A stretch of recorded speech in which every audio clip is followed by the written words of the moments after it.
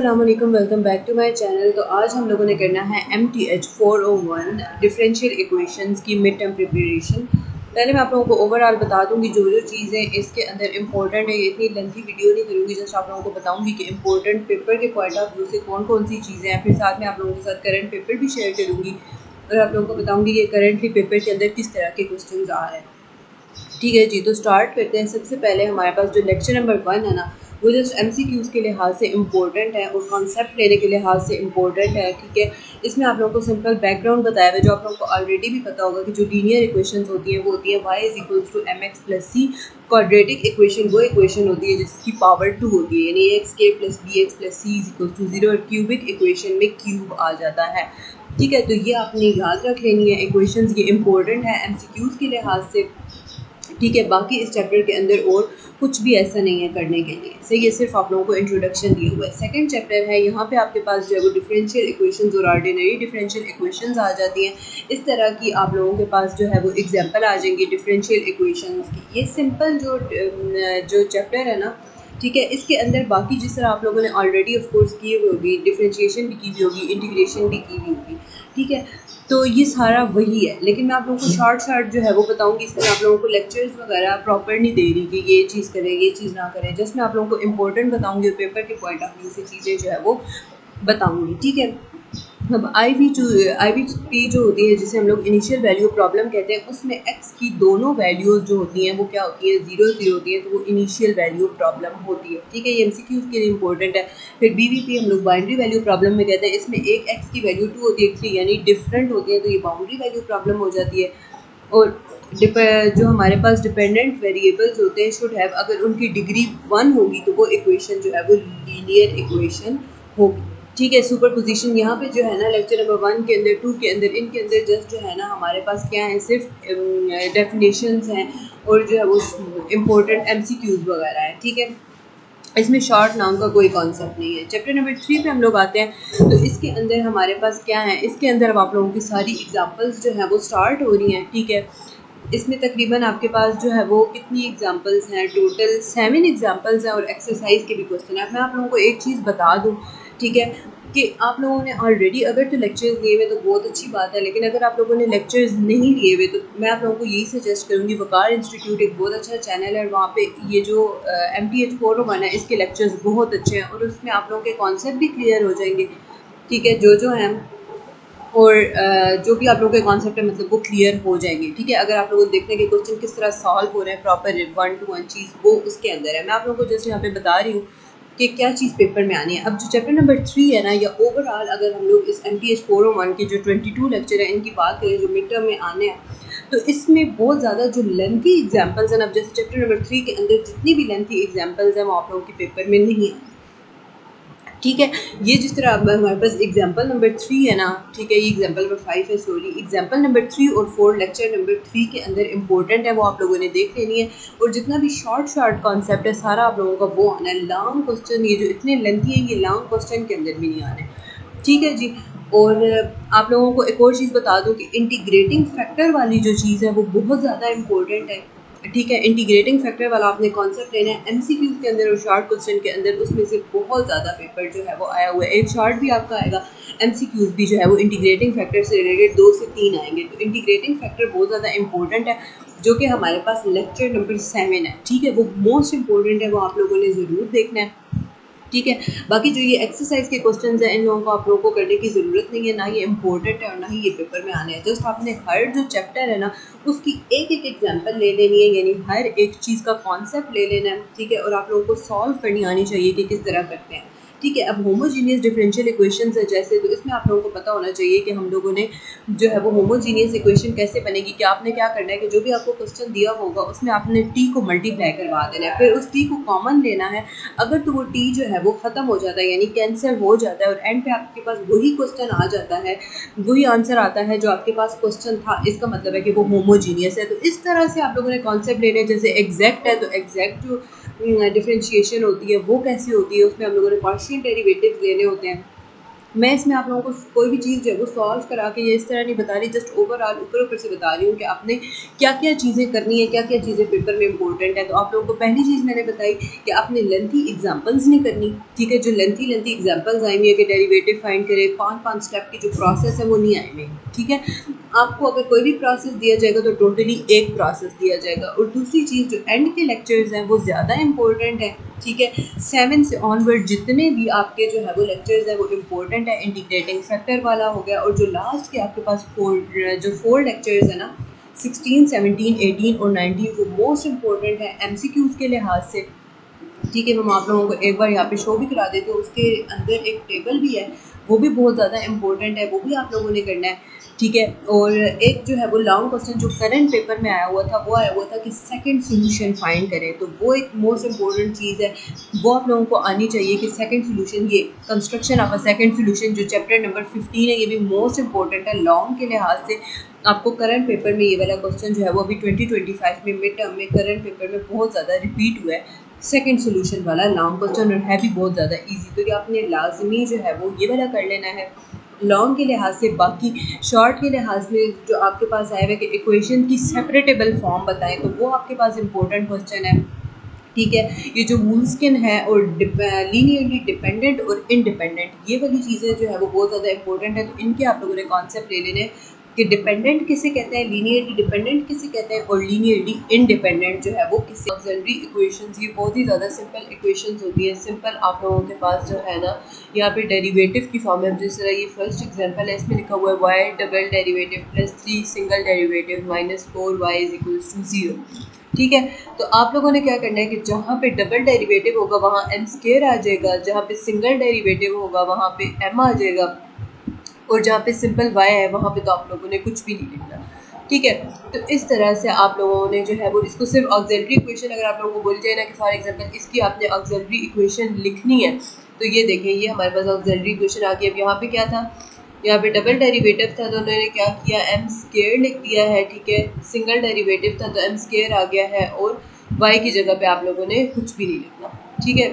इस तरह से आप लोगों ने ऑक्सिलरी इक्वेशंस जो है वो बना लेनी है। जैसे यहाँ पे है m square plus 4m plus 4, ठीक है। ये ऑक्सिलरी इक्वेशंस वाला भी इम्पोर्टेंट है। आप लोगों को एक इक्वेशन दी जा सकती है और बोला जा सकता है कि इसकी ऑक्सिलरी इक्वेशन जो है वो आप लोगों ने फाइंड करनी है, ठीक है। तो ये इतना आसानी काम था इसके अंदर, और ये है भी आसान, ठीक है। नेक्स्ट हमारे पास जो है वो 17 लेक्चर भी इम्पोर्टेंट है। अनडिटरमाइंड कोफिशिएंट जो है, यहाँ पे आप लोगों ने क्या करना है, नीचे आएंगे आप लोग तो यहाँ पे आप लोगों ने सारा जो है वो डी की फॉर्म में लिखना है। और यहाँ पे ये जो ट्रिवियल पार्टिकल सॉल्यूशंस है ना, ये हमारे पास एक इम्पोर्टेंट जो है ये टेबल है, ये आपने लास्ट भी करना है। इसमें से MCQs आते हैं ज़्यादातर, ठीक है। कि अब यहाँ पे देखें, अगर कोई भी कांस्टेंट होगा ना तो आपने सिंपल उसकी जगह a लगाना है। अगर आपके पास x की फॉर्म में कुछ भी है ना तो आपने ax प्लस b लगाना है, ठीक है। यानी उसका जो पार्टिकल सोल्यूशन होगा वो ax प्लस b होगा। इसी तरह अगर स्क्वायर की फॉर्म में है तो क्वाड्रेटिक इक्वेशन, क्यूब की फॉर्म में है तो क्यूबिक इक्वेशन, और साइन हो चाहे कॉज हो, आपका जो है वो साइन और कॉस दोनों के लिए सेम है। यानी a स्टार्ट पे आएगा, कॉस जो भी यहाँ पे आपके पास आ जाएगा, कांस्टेंट चाहे 4 है चाहे 3 है 2 है, वो यहाँ पे लग जाएगा, प्लस b साइन 4x, ये दोनों सेम है। और e की power 5x as it is, लेकिन इसके साथ a जो है वो स्टार्टिंग पे आ जाएगा। फिर इसी तरह 9x माइनस का 2 है तो यहाँ पे आपने ऊपर पढ़ा कि 9x माइनस का 2, यानी ये x की फॉर्म में है तो वो हमारे पास ax प्लस b होता है, वो आ जाएगा, और e x साथ में मल्टीप्लाई हो रहा है। इसी तरह x स्क्वायर वाली आपको पता है क्वाड्रेटिक लगा देनी है, और साथ में e की पावर 5x। इसी तरह ये आप लोगों ने पूरा टेबल कर लेना है, ये शॉर्ट के लिहाज से बहुत ज़्यादा इम्पोर्टेंट है, सही है जी। नीचे साथ साथ आते जाएंगे तो मैं आप लोगों को बताती जाऊंगी क्या क्या चीज़ें इंपॉर्टेंट है। बाकी ऊपर जो मैंने बाकी आप लोगों को चीज़ें बताई हैं, जो करंट पेपर मैंने आप लोगों को बताया वो आपने लाजमी कर लेना है, ठीक है। स्टार्टिंग के जो लेक्चर्स हैं, ठीक है, उनमें आप लोगों ने क्या करना है कि जो स्टार्टिंग के लेक्चर्स हैं उनमें जो जो आपके पास आएंगे ना लॉन्ग एग्जाम्पल्स, वो आप लोगों ने स्किप कर देनी है। जो जो शॉर्ट एग्जाम्पल्स है जस्ट वो करना है। इंटीग्रेटिंग फैक्टर वाला मैं बार बार आप लोगों को बता रही हूँ, वो इंपॉर्टेंट है। सेकंड सोल्यूशन वाला इंपॉर्टेंट है। आपके पास आ सकता है जैसे चैप्टर नंबर 4 है, उसके अंदर सेपरेटेबल इक्वेशंस के बारे में बताया हुआ है, तो आपको एक जो है वो पूरा डेरिवेटिव दे दिया जाएगा और बोला जाएगा कि इसकी सेपरेट फॉर्म लिखिए, और ये पेपर में करंट पेपर में जो है वो शॉर्ट क्वेश्चन के तौर पे आया हुआ था, ठीक है। तो ये आप लोगों ने जो है वो याद रखना। नेक्स्ट जो आपके पास इंपॉर्टेंट चीज़ आ रही है वो हमारे पास नीचे वाले लेक्चर्स में जैसे जैसे आती जा रही है मैं आप लोगों को दिखाती जाऊँगी। वो डेरिवेटिव की फॉर्म है जहाँ पे आपके पास आएगा ना dy बाई डी एक्स, ठीक है। तो d बाई डी एक्स को आपने कैपिटल D से डिनोट करना है। किस D से डिनोट करना है? कैपिटल D से डिनोट करना है। अभी ये वाली चीज़ें वही हैं जो m मैंने आप लोगों को बता दी, ये सारा वही है। ये आप लोगों को सारी एग्जांपल्स जो है वो बार बार करने की ज़रूरत नहीं है। मैंने आप लोगों को बता दिया कि जहाँ जहाँ पे आपके पास जो है वो डबल डेरिवेटिव आएगा। अब यहाँ पे देखें, यहाँ पे ट्रिपल डेरिवेटिव है तो यहाँ पे m क्यूब लिखा हुआ है। जो सिंगल डेरिवेटिव है वहाँ पे m स्क्वायर आएगा। तो ये चीज़ बस आपने याद रखनी है। और यहाँ पे अब नीचे एक और इम्पोर्टेंट चीज़ जो है वो आएगी, वो मैं आप लोगों को, हाँ जी ये देखें, ये इम्पोर्टेंट जो है, ये भी जो है वो इम्पोर्टेंट कॉन्सेप्ट है कि D Y by D X, ठीक है। इसकी जगह आपने डी वाई लिखना है। कैसे? कि जो डी बाई डी एक्स है ना उसको आप लोग कैपिटल डी से डिनोट कर देते हैं, जिसका मतलब होता है डेरिवेटिव, और साथ में वाई जो है वो एज इट इज़ आ जाएगा।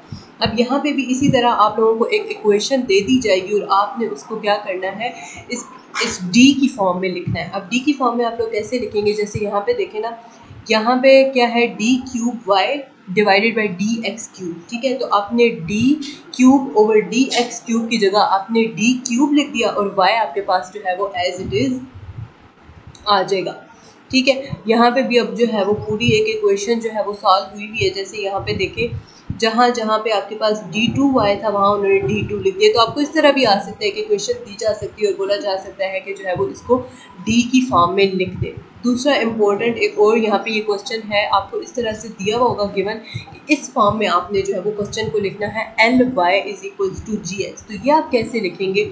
ये एग्जाम्पल नंबर 1 में आप लोगों को समझा देती हूँ। यहाँ पे देखिए कि y का डबल डेरिवेटिव है, ठीक है। क्या मतलब है कि two Y divided by D X two, इसका मतलब ये है। तो उसकी जगह आपके पास क्या आएगा, d2y, ठीक है। फिर y का सिंगल डेरिवेटिव है तो वहाँ पे आपके पास क्या आ जाएगा, सिंपल y का डेरिवेटिव है ना, तो d जो है वो डेरिवेटिव के लिए यूज़ होता है और y साथ में एज इट इज़। इस तरह यहाँ पे y को तो आपने कंसीडर नहीं करना। जैसे आपने m की फॉर्म में भी जब क्वेश्चन लिखा था तो आपने y को जो है वो निगलेक्ट कर दिया था, तो यहाँ पे भी आपने y को निगलेक्ट कर देना है, जस्ट 2 लिख देना है, ठीक है। और ये जो 5x माइनस 3 है ये पूरे का पूरा आपके पास g ऑफ x का फंक्शन है। तो अब यहाँ पे आपके पास इन तीनों में जब आपने इसको d फॉर्म में लिख लिया है ना, तो यहाँ पे आपके पास कॉमन क्या आ गया है, y कॉमन आ गया है, ठीक है। यहाँ पे मैं आप लोगों को लिख के दिखाती हूँ। अब यहाँ पे देखें कि जहाँ पे डबल डेरिवेटिव है तो उसकी जगह क्या आ जाएगा, कैपिटल D, साथ में क्या आ जाएगा y, प्लस लगा दें आप लोग साथ में, ठीक है। सिंगल डेरिवेटिव है तो उसकी जगह क्या आ जाएगा d, और साथ में किसका डेरिवेटिव लेना है, y। इसी तरह आपके पास 2y आ गया तो 2 भी लिखेंगे, साथ में क्या लिख देंगे, y, ठीक है। और इक्वल टू ये जो हमारे पास gx वाला फंक्शन है ना, आपने क्या लिख देना है, 5x माइनस का 3 साथ में लिख देना है, ठीक है जी। तो ये आपके पास इस तरह से इसकी ये वाली फॉर्म आ गई। अब यहाँ पे ये जो इन्होंने लिखा हुआ है ना, यहाँ पे आपने कंफ्यूज नहीं होना कि ये इन्होंने क्या किया है। तो यहाँ पे इन लोगों ने बेसिकली y को कॉमन ले लिया, क्योंकि देखिए y जो है वो तीनों के साथ आ रहा है तो y कॉमन हो गया। अब ये जो अंदर चीज़ रह गई है ना, d2 प्लस d प्लस 2, इसको आपने l कंसीडर कर लेना है। तो ये आपके पास l ऑफ y आ जाएगा, ठीक है। l ऑफ y को आपने इक्वल रखना है g ऑफ x के, और g ऑफ x आपके पास क्या है, 5x माइनस 3। तो ये आपके पास जो है वो इस फॉर्म में जो है वो इक्वेशन होगी। ये देखिए इतना छोटा सा जो है वो कॉन्सेप्ट था, कॉन्सेप्ट भी इजी था और ये शॉर्ट में जो है वो क्वेश्चन रिपीट हो सकता है। अब यहाँ पे आप लोगों ने ये वाली चीज़ आप लोगों को जो है वो समझ आ गई है। बाकी जो नेक्स्ट चीज़ अब आ रही है, यहाँ पे आ रहे हैं फैक्टर्स, ठीक है। कि आप लोगों को अगर बोला जाए कि आपने फैक्टर्स बनाने हैं तो फैक्टर्स देखें, d2 माइनस 1, इसका ये किस चीज़ का फार्मूला होता है, a स्क्वायर माइनस का b जो है वो किस चीज़ का फार्मूला होता है, a plus B a minus b, ठीक है। तो यहाँ पे हमारे पास d स्क्वायर माइनस 1 है तो इसकी जगह आपने d प्लस 1 d माइनस 1 लगा देना है, ठीक है। इसी तरह यहाँ पे देखें, ये वही उन्होंने डी की फॉर्म में जो है वो लिख दिया। अब हमारे पास एक और इम्पोर्टेंट चीज़ आ जाती है, वो आ जाती है एनहिलेटर ऑपरेटर। मोस्ट इम्पोर्टेंट कॉन्सेप्ट है शॉर्ट के लिहाज से, एमसीक्यूज़ के लिहाज से, ठीक है। लॉन्ग क्वेश्चन में भी आ सकता है लेकिन ज़्यादातर ये शॉर्ट और एमसीक्यूज़ की फॉर्म में जो है वो आता है। एनहिलेटर ऑपरेटर का ये कॉन्सेप्ट है कि जितनी आपके पास x की पावर होगी ना, ठीक है, फॉर एग्जांपल अगर x की पावर 3 है तो आपका जो एनहिलेटर ऑपरेटर आएगा वो d की पावर में आ जाएगा, यानी कि अगर आपके पास x का क्यूब है और आपको बोला गया कि इसका x क्यूब का एनिहिलेटर ऑपरेटर लिखे, तो आपने लिख देना है d की पावर 4, यानी कि जो x की पावर होगी उससे एक नंबर इंक्रीज करके आपने एनिहिलेटर की पावर यानी d की पावर लगानी है, तो वो x क्यूब का एनिहिलेटर ऑपरेटर आ जाएगा d4। ठीक है, तो ये एनिहिलेटर ऑपरेटर का कॉन्सेप्ट है। अगर कोई भी कांस्टेंट आ जाता है ना, जैसे आ जाता है 5 आ जाता है, 6 आ जाता है, 7, 1, 2, इनकी जगह आपने सिंपल d लगाना है। ठीक है, अगर e की पावर में आ जाता है ना कि e की पावर फॉर एग्जांपल 5x है, तो उसके लिए आपके पास एक स्पेशल फार्मूला होगा। ठीक है, मैंने आप लोगों को बता दिया कि कोई भी कांस्टेंट होगा उसकी जगह सिंपल d आएगा, कैपिटल D। ठीक है, अगर x जो है ना वो होगा, x की जितनी पावर होगी ना, ठीक है, उससे एक इंक्रीज करके आपने d की पावर लगा देनी है। लेकिन अगर आपके पास इस तरह का एक फंक्शन आ जाता है जो आ जाता है e की पावर 5x, ठीक है, अब आपने यहाँ पे ये नहीं करना कि देखें कि 5 के साथ x के साथ 5 लिखा हुआ है तो आपने d के ऊपर वैल्यू 6 लगा देनी और आपने बोलना है कि इसका एनिहिलेटर ऑपरेटर है। नहीं, वो x की पावर में जो वैल्यू होगी वो तब आता है। ठीक है, लेकिन यहाँ पे ये e की पावर में 5x लिखा हुआ है, तो इसके लिए आपके पास फार्मूला होता है d माइनस अल्फ़ा की पावर n।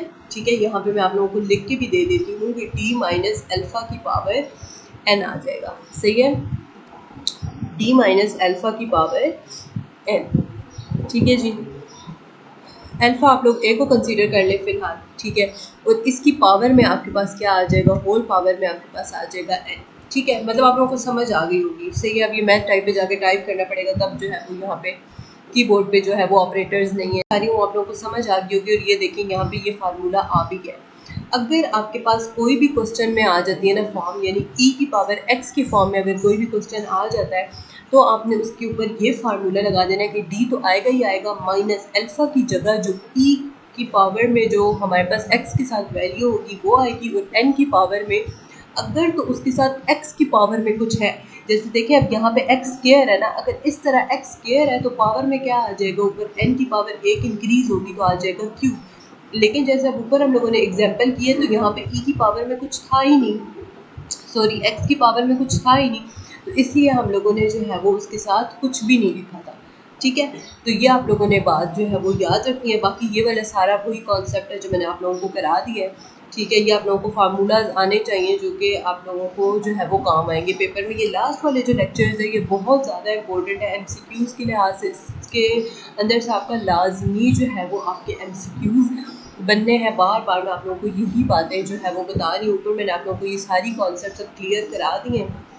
ठीक है, एनिहिलेटर ऑपरेटर का भी सारा मैंने आप लोगों को जो है वो कॉन्सेप्ट क्लियर करा दिए। जो एक्सरसाइज में क्वेश्चन है इन लोगों को आप लोगों को करने की ज़रूरत नहीं है। बाकी जो 19 लेक्चर है, ठीक है, इसके अंदर भी वही सारा Ly equals to G of X वही है, लेकिन इसके अंदर जो हम लोगों ने पिछले लेक्चर में जितना कुछ पढ़ा है ना, ठीक है, 19 लेक्चर के अंदर वही सारी चीज़ें जो है। बाकी आप लोगों ने डिटेल से जो है वो हर एक चीज़ को जो है वो नहीं देखना, जो जो चीज़ें मैंने आप लोगों को बताई आप लोगों ने वही करनी है। फॉर एग्जांपल जैसे मैंने आप लोगों को बताया कि लेंथी एग्जांपल, अब जैसे 19 लेक्चर है ना, यहाँ पे इन्होंने स्टेप 1 2 3 4 5 6 7 8 स्टेप है, और फिर ये नीचे एग्जांपल है। इस तरह की एग्जांपल आपको नहीं आनी पेपर में कि आपने जो वो सारे स्टेप्स करके दिखाएं। आपको सिंपल इस तरह की इक्वेशन दी जाएगी और आपको बोला जाएगा कि उसको डी की फॉर्म में लिखें। तो ये मैंने आप लोगों को ऊपर क्वेश्चन करके दिखाया है कि डी की फॉर्म में किस तरह लिखते हैं। अगर बोला जाए कि एम की फॉर्म में लिखे तो एम की फॉर्म में भी आप लोगों को लिखना आता है। ठीक है, बाकी ये वाले कॉन्सेप्ट्स भी है कि अगर हमारे पास जो वैल्यूज़ आ जाती हैं एम की वो इक्वल आती हैं, तो उसके लिए आपके पास ये वाली इक्वेशन होती है, आपने ये यूज़ करनी होती है। यानी अगर आपके पास एम और M1 और M2 की वैल्यू डिस्टिंक्ट आ जाती हैं तो ठीक है। ये वाली वीडियो बनाने का सिर्फ इतना मकसद था कि मैं आप लोगों को बता सकूं कि करंट पेपर किस तरह का आ रहा है, कौन कौन सी चीज़ें इंपॉर्टेंट है। बाकी आप लोगों को जो है वो अपने लेक्चर्स को सही से पढ़ने की ज़रूरत है। जब आप लोग उनको सही से कर लेंगे तो आप लोगों को सारे कॉन्सेप्ट क्लियर हो जाएंगे। मैं दोबारा एंड पे आप लोगों को रिपीट करा देती हूँ कि जो स्टार्टिंग के 5 से 6 लेक्चर्स हैं उनमें जस्ट आप लोगों ने जो जो टॉपिक है उसका कॉन्सेप्ट लेना है। जैसे जो है वो सेपरेटेबल फॉर्म है तो आपको पता होना चाहिए कि हम लोगों ने किस तरह से जो है वो सेपरेटेबल फॉर्म बनानी है। एग्जैक्ट है तो उसको फाइंड करने का क्या तरीका है, पूरी एग्जांपल्स नहीं करनी, जस्ट ऊपर से ये जो पहले 2 के स्टेप्स है वो आपको आने चाहिए। फिर एनिहिलेटर ऑपरेटर वाला, ऑक्सिलरी इक्वेशंस वाला, और ये जो डी की फॉर्म है, और ये सारी चीज़ें इस तरह के पेपर आपके क्वेश्चंस जो है वो आपके पेपर में आने हैं। मैंने आप लोगों के साथ करंट पेपर भी शेयर कर दिया। इसी तरह की मज़ीद जो है वो मैं आप लोगों के साथ वीडियो शेयर करूँगी। और करंट पेपर जो है वो नेक्स्ट स्टैट्स का मैं आप लोगों के साथ जो है वो रिटन फॉर्म में भी शेयर करूँगी कि क्या क्या पेपर जो है वो स्टूडेंट्स ने शेयर किए हुए हैं कि उनके पेपर कौन सा आया था। ये मैथ का पेपर भी मैंने आप लोगों को, मुझे एक पेपर मिला नहीं है, इसीलिए मैं आप लोगों को सारा जो है वो ओरली बता रही हूँ और हैंड आउट से दिखा रही हूँ कि क्या क्या चीज़ें पेपर में आनी है। नेक्स्ट जो वीडियो होगी उसमें मैं आप लोगों को बता दूँगी कि जो है वो रिटर्न में आप लोगों को दिखा दूँगी जो जो स्टूडेंट्स ने बताया हुआ है कि ये पेपर हमारा आया हुआ है, और उसके ऊपर मैं एक वीडियो ज़रूर बनाऊँगी और आप लोगों को सारा दिखाऊँगी कि पेपर के लिहाज से क्या इंपॉर्टेंट है और आपको क्या करना चाहिए। तो इसलिए चैनल को सब्सक्राइब करना लाजमी, अगर आप लोग चैनल को सब्सक्राइब करेंगे तभी इसी तरह की वीडियोस आप लोगों के पास आती रहेंगी, तो लाजमी चैनल को सब्सक्राइब कर लें।